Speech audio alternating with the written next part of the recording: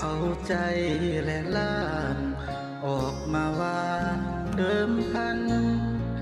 เดินทางไกลอยู่ใต้แสงจันทร์คิดถึงทุกวันคิดถึงทุกคืนคิดถึงคนรักชุ่มชูใจให้ตื่นฟื้นโอ้ฝันอยู่ทุกค่ำคื